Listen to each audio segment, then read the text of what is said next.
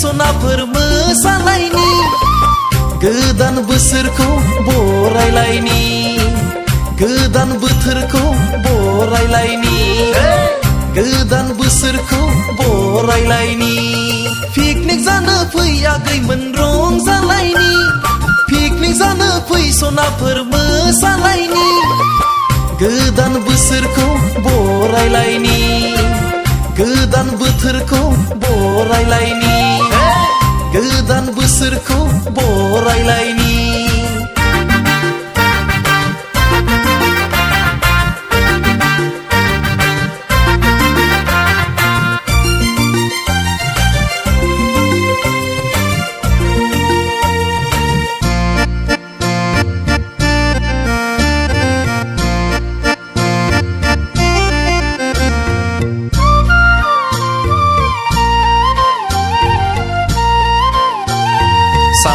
लैथोमा बारबोनानै सफैबाय दिनै गोदान बोसोर दुखु दाहा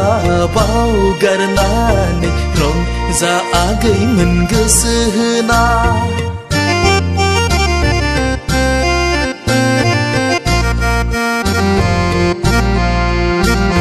सात लैथोमा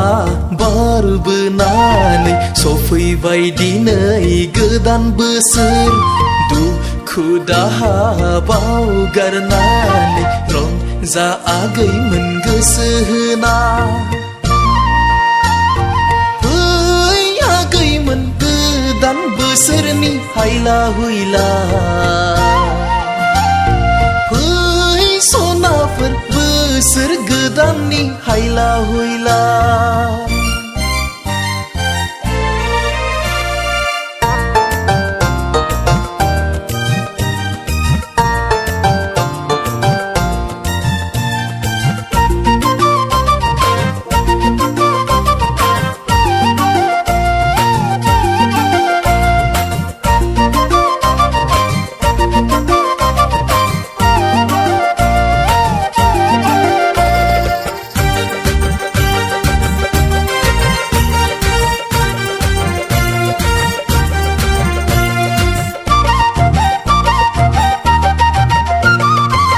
गोसोनि खोथा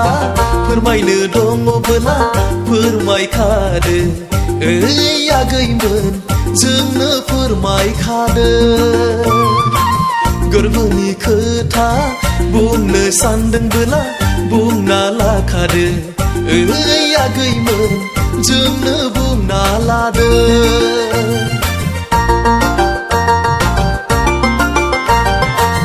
गोसोनि खोथा फोरमायनो दङबोला फोरमायखादो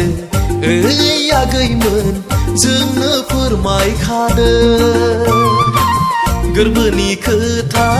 बुंनो सानदोंबोला बुंना लाखादो ओइ आगैमोन जोंनो बुंना लादो लाजिनो नाङा गिनो नाङा गोदान बोसोराव रंजानाय बोथोरा लाजिनो नाङा गिनो नाङा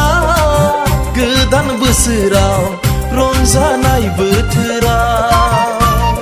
पिकनिक जानो फै आगैमोन रंजालायनि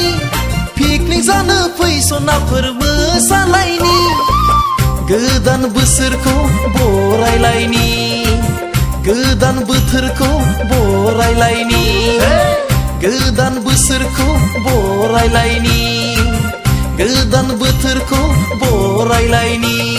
पिकनिक जानो फै आगैमोन रंजालायनि पिकनिक जानो फै सनाफोर मोसालायनि गोदान बोसोरखौ बरायलायनि गोदान बोथोरखौ बरायलायनि गोदान बोसोरखौ बरायलायनि गोदान बोथोरखौ